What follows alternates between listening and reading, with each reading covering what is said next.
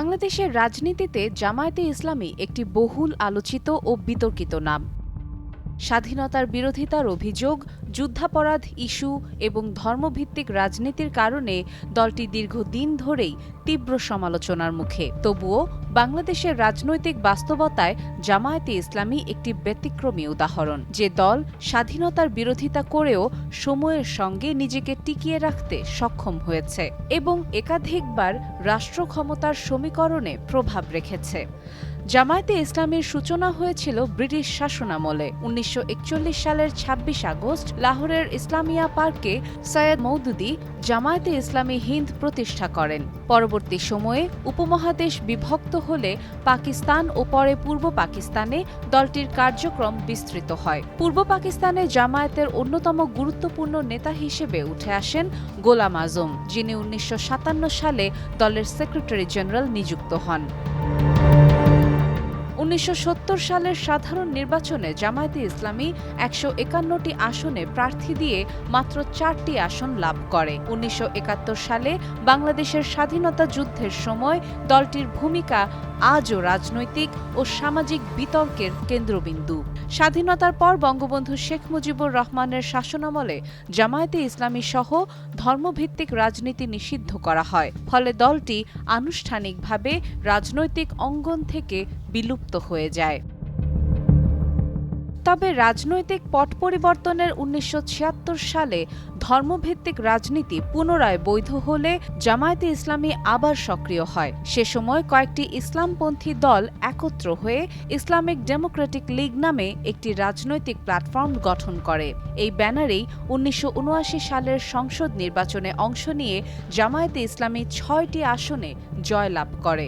এটিই ছিল স্বাধীন বাংলাদেশের সংসদে জামায়াত নেতাদের প্রথম প্রবেশ। ১৯৮১ সালে ঢাকায় এক সম্মেলনের মাধ্যমে আনুষ্ঠানিকভাবে জামায়াতে ইসলামী বাংলাদেশ গঠিত হয়। গোলাম আজমকে আমির এবং আব্বাস আলী খানকে ভারপ্রাপ্ত আমির ঘোষণা করা হয়। পরবর্তী সময়ে জেনারেল এরশাদের শাসনামলে ১৯৮৬ সালের নির্বাচনে অংশ নিয়ে দলটি ১০টি আসন লাভ করে। জামায়াতে ইসলামীর বড় রাজনৈতিক উত্থান ঘটে ১৯৯১ সালের নির্বাচনে। সে নির্বাচনে দলটি ১৮টি আসন পায় এবং তাদের সমর্থনেই বিএনপি সরকার গঠন করতে সক্ষম হয়। এর মধ্য দিয়ে জামায়াতে ইসলামী কার্যত রাষ্ট্র ক্ষমতার অংশীদার হয়ে ওঠে। ১৯৯৯ সালে বিএনপির সঙ্গে আনুষ্ঠানিকভাবে ৪ দলীয় জোট গঠন করে জামায়াত।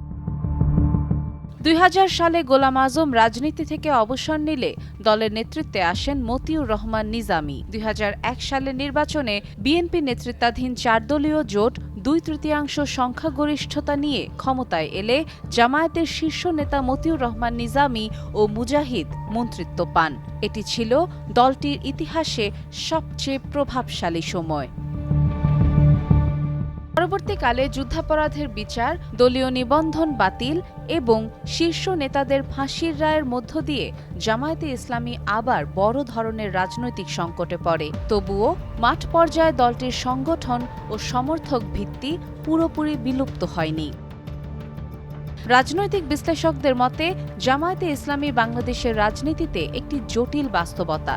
ইতিহাস, আদর্শ ও বিতর্ক সবকিছুর ঊর্ধ্বে গিয়ে দলটি একাধিক দশক ধরে দেশের রাজনৈতিক আলোচনায় প্রাসঙ্গিক থেকেছে, যা বাংলাদেশের রাজনৈতিক ইতিহাসে এক ব্যতিক্রমী অধ্যায় হিসেবে বিবেচিত হয়। সাদিয়া ইসলাম, টাইমস টুডে।